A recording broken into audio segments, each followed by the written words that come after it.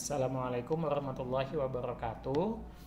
Bapak Ibu sekalian, teman-teman sekalian, sudah tiba kita di saatnya untuk membahas simulasi mandiri konseling individual. Nah, setelah Bapak Ibu melakukan sesi konseling individual, diharapkan Bapak Ibu mampu membuat laporan konseling individual pada masing-masing klien Bapak Ibu. Nah, salah satu contoh format untuk laporan konseling individual di sini ada identitas klien, hubungan konselor dan klien, awal pertemuan antara konselor dan klien, deskripsi masalah klien, identifikasi masalah klien, diagnosa masalah klien, alternatif pemecahan masalah klien, dan juga ada perbatim. Nah, khusus untuk perbatim, di sini sifatnya opsional atau pilihan, sehingga jika Bapak Ibu ingin membuat perbatimnya, silahkan. Jika pun tidak ingin membuat, tidak apa-apa. Tapi paling tidak dari A sampai dengan G, Bapak Ibu bisa menuliskan laporan konseling individual. Menuliskan laporan konseling individual ini penting, satu, untuk bahan evaluasi sebagai seorang konselor terhadap klien yang sedang ditanganinya. Yang kedua, untuk melihat record atau rekaman sesi konseling yang sudah dilakukan sebelumnya, sehingga konselor bisa merencanakan sesi berikutnya dengan sesuai tujuan konseling yang diinginkan oleh klien.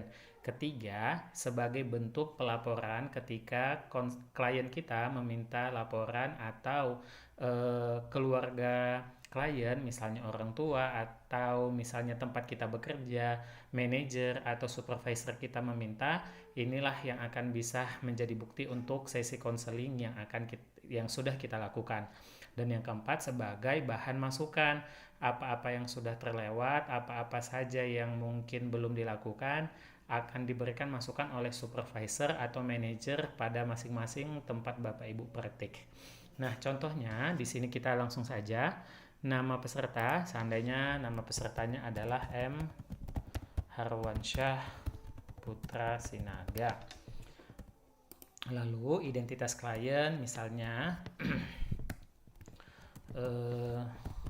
klien bernama NT. NT adalah mahasiswa semester 5 di universitas yang ada di Medan. NT tinggal di kos sendirian. NT berasal dari kota Tebing Tinggi. NT adalah anak ke satu dari 2 bersaudara. NT memiliki penyakit lambung dan juga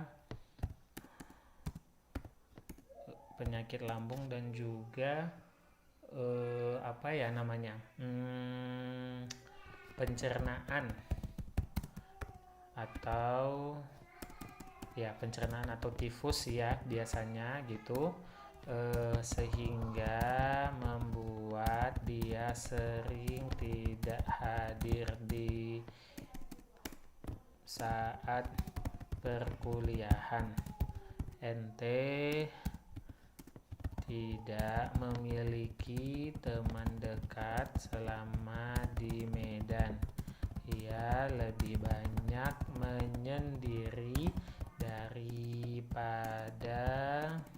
menyendiri di kos daripada bertemu atau berkumpul dengan teman-temannya. NT sudah tidak memiliki ayah. NT kuliah mendapatkan beasiswa dari KIP atau Kartu Indonesia Pintar, dan juga bantuan dana dari pamannya. Ibunya seorang pedagang di rumahnya tempat mereka tinggal. Nah, mungkin ini deskripsi dari klien. Nah, kalau deskripsi ini Bapak Ibu sifatnya deskripsi ya Bapak Ibu, tidak poin-poin seperti nama, alamat, asal gitu. Jadi kalaupun semuanya itu ada datanya, misalnya datanya sudah kita kumpulkan di kegiatan assessment atau studi kasus gitu ya, kan sebelumnya sudah ada studi kasus. Jadi studi kasus datanya yang per poin-poin itu kemudian kita deskripsikan ke bagian sini. Oke.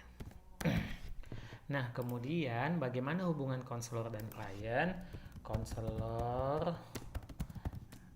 dan klien tidak saling mengenal.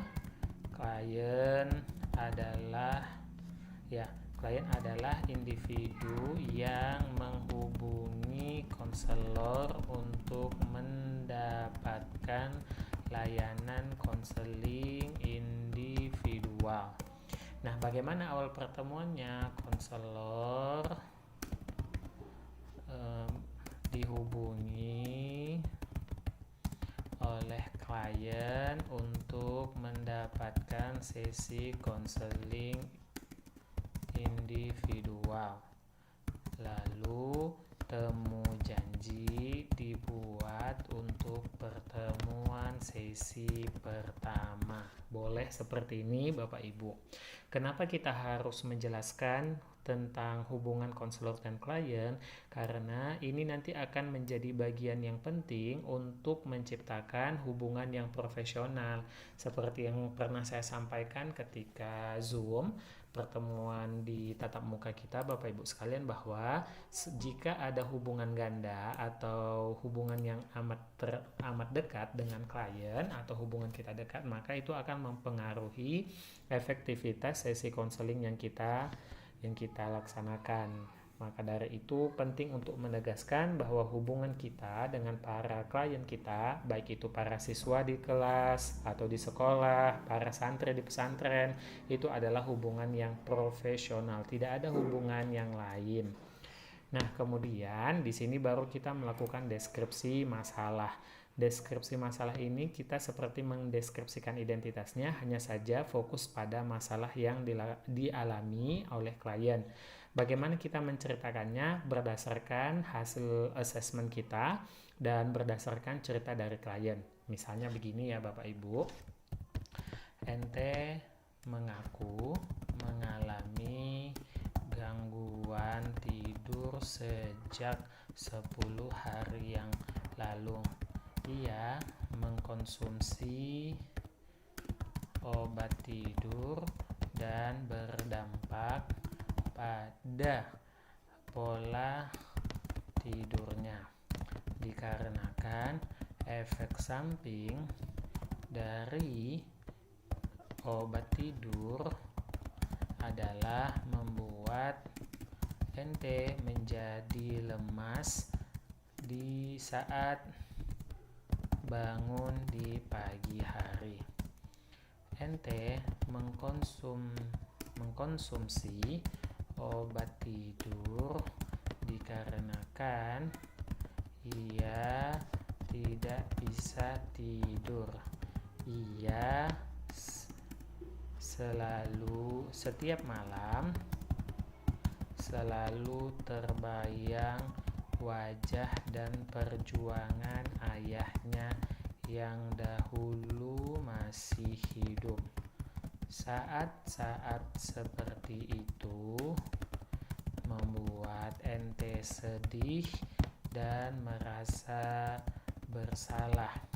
Sedih karena tidak memiliki sosok ayah lagi yang mengayomi, melindungi, dan menafkahi kehidupan ente. Merasa bersalah dikarenakan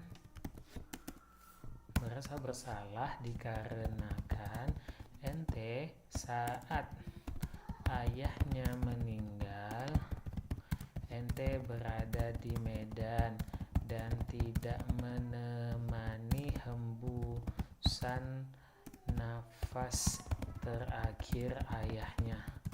Ia sangat merasa bersalah dikarenakan saat ayahnya meninggal, ia tidak ada di sisi ayahnya. Saat ayahnya sudah sakitan dalam 4 bulan sebelum meninggal, ia juga tidak banyak menemani karena ayahnya menginginkan ia untuk pergi ke Medan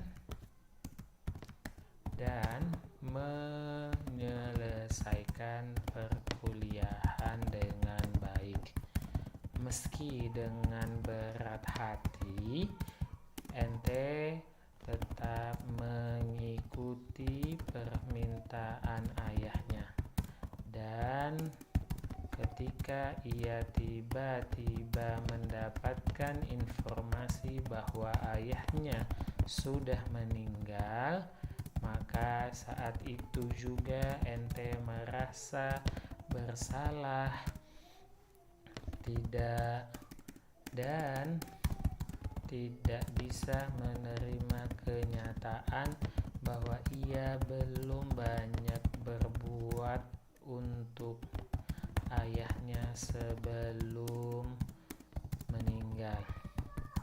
Kondisi ini sedih yang mendalam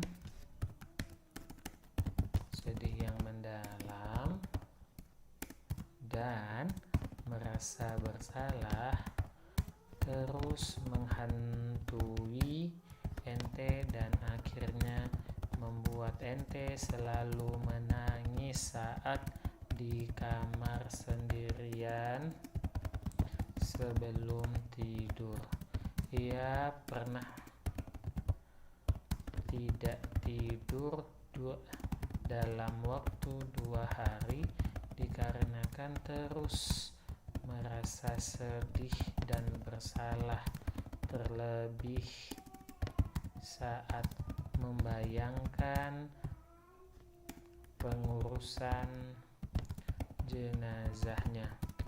Ia merasa bahwa orang-orang menilai dia sebagai anak yang tidak berbakti dikarenakan tidak ada saat ayahnya menemui ajal. Ia terus tidak bisa tidur hingga akhirnya ia berinisiatif untuk membeli obat tidur sendiri yang dijual di apotek untuk ia konsumsi. Nah, Bapak Ibu sekalian, ini salah satu contoh deskripsi kasus yang saya pernah tangani. Nah, jadi deskripsinya adalah ente mengaku mengalami gangguan tidur sejak 10 hari yang lalu. Ia mengonsumsi obat tidur dan berdampak pada pola tidurnya yang rusak dikarenakan efek samping dari obat tidur yang membuat ente menjadi lemah saat bangun di pagi hari. Ente mengkonsumsi obat tidur dikarenakan ia tidak bisa tidur. Ia setiap malam selalu terbayang wajah dan perjuangan ayahnya yang dahulu masih hidup. Saat-saat seperti itu membuat ente sedih dan merasa bersalah. Sedih karena tidak memiliki sosok ayah lagi yang mengayomi, melindungi dan menafkahi kehidupan ente. Merasa bersalah dikarenakan ente saat ayahnya meninggal ente berada di Medan dan tidak menemani hembusan nafas terakhir ayahnya, ia sangat merasa bersalah dikarenakan saat ayahnya meninggal, ia tidak ada di sisi ayahnya. Saat ayahnya sudah sakit-sakitan dalam 4 bulan sebelum meninggal, ia juga tidak banyak menemani karena ayahnya menginginkan ia untuk pergi ke Medan dan menyelesaikan perkuliahan dengan baik. Meski dengan berat hati, ente tetap mengikuti permintaan ayahnya. Dan ketika ia tiba-tiba mendapatkan informasi bahwa ayahnya sudah meninggal, maka saat itu juga ente merasa bersalah dan tidak bisa menerima kenyataan bahwa ia belum banyak berbuat untuk ayahnya sebelum meninggal. Kondisi ini, yaitu sedih yang mendalam dan merasa bersalah, terus menghantui ente dan akhirnya membuat ente selalu menangis saat di kamar sendirian sebelum tidur. Ia pernah tidak tidur dalam waktu 2 hari dikarenakan terus merasa sedih dan bersalah, terlebih saat membayangkan pengurusan jenazah ayahnya. Ia merasa bahwa orang-orang menilai dia sebagai anak yang tidak berbakti dikarenakan tidak ada saat ayahnya menemui ajal. Ia terus tidak bisa tidur hingga akhirnya ia berinisiatif untuk membeli obat tidur sendiri yang dijual di apotek untuk ia konsumsi. Nah, dari masalah yang ada, Bapak Ibu sekalian, mari kita buat identifikasi masalah klien ini. Pertama, dari sini terlihat bahwa klien mengalami gangguan tidur. Ya, klien mengalami gangguan tidur. Itu masalah yang pertama ya Bapak Ibu. Yang kedua yang terjadi juga adalah klien mengalami kesedihan dan perasaan bersalah ketika ayahnya meninggal. Nah, itu ya. Pertama, mengalami gangguan tidur. Kalau kita coba identifikasi. Yang kedua, ia merasa sedih, ya, membuat ente merasa sedih dan merasa bersalah saat ayahnya meninggal. Yang kemudian merasa sedih, bersalah ketika ia tiba mendapat informasi bahwa kondisi ini, ya, ini juga ia merasa orang menilai dia sebagai anak yang tidak berbakti. Ia merasa bahwa ini ya. Berarti yang ketiga adalah perasaan klien dinilai sebagai, atau klien merasa dinilai sebagai anak yang tidak berbakti. Itu saja mungkin ya Bapak Ibu, 3 masalah yang tampil di sini. Selebihnya ini adalah penjelasan dari masalah tersebut. Baik, lalu kita lihat apa diagnosa. Diagnosa itu bisa kita katakan apa penyebab dari masalah yang sudah kita temukan. Nah, di sini penting untuk saya sampaikan Bapak Ibu sekalian bahwa diagnosa masalah klien, jika di sini identifikasinya nomor 1, maka diagnosanya juga nomor 1. Kalau di sini identifikasinya nomor 2, maka kita menempatkan diagnosanya juga yang nomor 2. Kalau di sini yang nomor 3, identifikasi masalahnya, maka di sini juga kita membuatkan diagnosanya di nomor 3 supaya berurut 1 ke 1, identifikasi masalah 1 dikarenakan diagnosa masalah 1, dan nanti juga pemecahan masalahnya atau alternatif pemecahan masalahnya juga di nomor 1 begitu. Baik, kira-kira klien mengalami gangguan tidur. Apa yang menyebabkan klien di sini mengalami gangguan tidur? Karena klien merasa klien sedih dan merasa bersalah yang selalu hadir saat klien sendirian di kamar kos, khususnya saat akan tidur malam. Yang kedua, klien mengalami kesedihan dan perasaan bersalah ketika ayahnya meninggal. Berarti apa yang membuat klien mengalami kesedihan? Klien tidak menemani ayahnya saat menghembuskan nafas terakhir. Ya. Nah, yang ketiga, apa yang membuat klien merasa dinilai sebagai anak yang tidak berbakti? Klien tidak menemani ayahnya saat menghembuskan nafas terakhir, itu yang membuat sedih juga. Klien dinilai sebagai anak yang tidak berbakti. Klien baru hadir di rumah sesudah mendapatkan informasi dari klien baru, atau kalau kita lihat dari cerita dia merasa bahwa orang-orang menilai dia sebagai anak yang tidak berbakti dikarenakan tidak ada saat ayahnya menemui ajal. Berarti ada orang ya di sini, berarti klien merasa dinilai sebagai anak yang tidak berarti klien merasa klien mendapatkan penilaian negatif atau merasa sebagai anak yang tidak berbakti. Klien merasa sebagai anak yang tidak berbakti karena tidak ada saat ayahnya menemui ajal. Oke, ini diagnosa dari klien ya, Bapak Ibu sekalian. Nah, lalu kemudian nomor 1, identifikasi masalahnya, klien mengalami gangguan tidur. Diagnosanya kenapa? Karena klien sedih dan merasa bersalah yang selalu hadir saat klien sendirian di kamar kos, khususnya saat akan tidur malam. Yang kedua, masalah klien adalah mengalami kesedihan dan perasaan bersalah ketika ayahnya meninggal. Klien tidak menemani ayahnya saat menghembuskan nafas terakhir. Gitu. Yang ketiga, masalahnya adalah klien merasa dinilai sebagai anak yang tidak berbakti. Klien merasa sebagai anak yang tidak berbakti karena tidak ada saat ayahnya menemui ajal. Dan orang-orang di sini memandang dia seperti anak yang tidak berbakti. Nah, itu diagnosanya. Maka dalam sesi konseling yang sudah kita lakukan, kita akan menuliskan apa alternatif yang kita akan apa alternatif pemecahan masalah yang sudah kita lakukan tadi pada saat sesi konseling.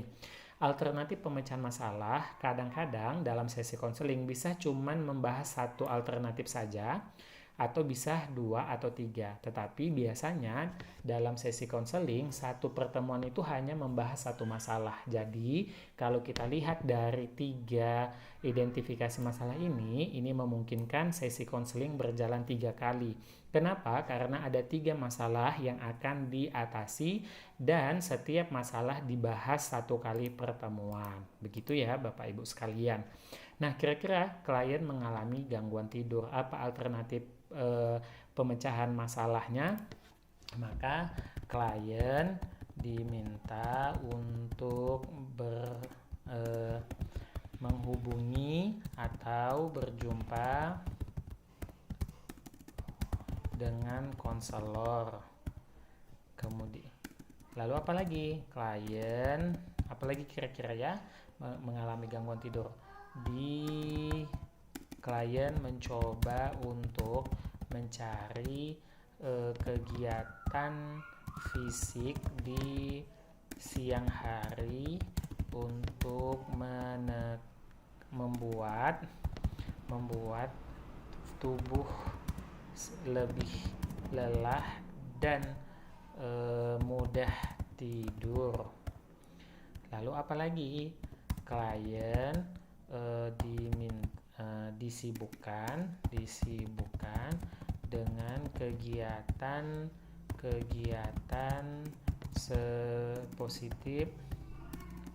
positif yang mengalihkan perhatian klien. Terus klien bisa mencoba untuk mengundang teman dekat dari kampung atau keluarga untuk menemani beberapa hari agar klien tidak sendirian di kos saat tidur. Sebagai latihan untuk tidak sedih dan merasa bersalah saat akan tidur. Nah, yang kedua, permasalahannya apa? Klien mengalami kesedihan dan perasaan bersalah ketika ayahnya meninggal. Klien tidak menemani ayahnya saat menghembuskan nafas terakhir. Maka alternatif pemecahan masalahnya apa? Klien dipahamkan bahwa kematian adalah rahasia Allah yang tidak bisa direncanakan oleh manusia. Klien juga dipahamkan bahwa kematian ayahnya dan keberadaan klien di Medan saat itu merupakan skenario Allah juga, sehingga harus diterima. Klien juga dipahamkan jika seandainya ayahnya memberikan pendapat atau seandainya ayahnya bisa hidup kembali dan memberi nasihat kepada klien, tentu ayahnya tidak menginginkan kematian yang jauh dari anaknya. Klien juga dipahamkan bahwa ayahnya di sana juga pasti tidak menginginkan klien sedih dan merasa bersalah berkepanjangan. Ayahnya tentu menginginkan klien melanjutkan hidup, menyelesaikan studi, terlebih mendapatkan beasiswa, dan akhirnya kelak menjadi orang sukses. Yang ketiga, masalah klien adalah merasa dinilai sebagai anak yang tidak berbakti. Penyebabnya klien merasa sebagai anak yang tidak berbakti karena tidak ada ayahnya saat meninggal. Nah, maka untuk opsi yang ketiga ini, alternatif pemecahan masalahnya adalah meluruskan ke pemikiran klien tentang definisi anak yang berbakti dan yang durhaka. Klien perlu mengidentifikasi sikap dan perilakunya selama ini dengan untuk dinilai sebagai anak durhaka atau berbakti. Klien menghindari penilaian orang lain dengan berpikir positif, mengedepankan klien menghindari penilaian orang lain dengan berpikir positif dan tidak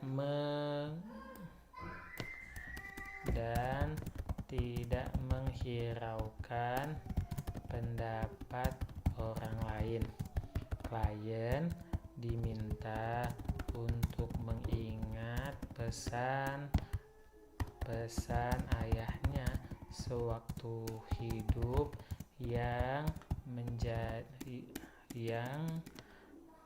klien bisa capai, sehingga klien memahami bahwa urusan berbakti atau durhaka bukan ditentukan oleh penilaian tetangga atau orang lain, melainkan ditentukan oleh sikap dan perilaku anak kepada orang tuanya saat masih hidup dan setelah meninggal. Oke. Lalu di sini misalnya Bapak Ibu tuliskan tanggal di mana Bapak Ibu melakukan sesi konseling, misalnya di Medan, kira-kira tanggal 12 Desember 2024. Lalu Bapak Ibu semuanya tuliskan namanya di sini. Amharwan Syah Putra Sinaga, lalu diberikan tanda tangan. Misalnya tanda tangannya kita buat aja DTO. Nah, inilah Bapak Ibu contoh dari membuat laporan konseling individual. Semoga Bapak Ibu bisa memahaminya, dan semoga dengan adanya video ini dapat membantu Ibu sekalian dan Bapak sekalian dalam membuat laporan sesi konseling individual. Terima kasih. Assalamualaikum warahmatullahi wabarakatuh.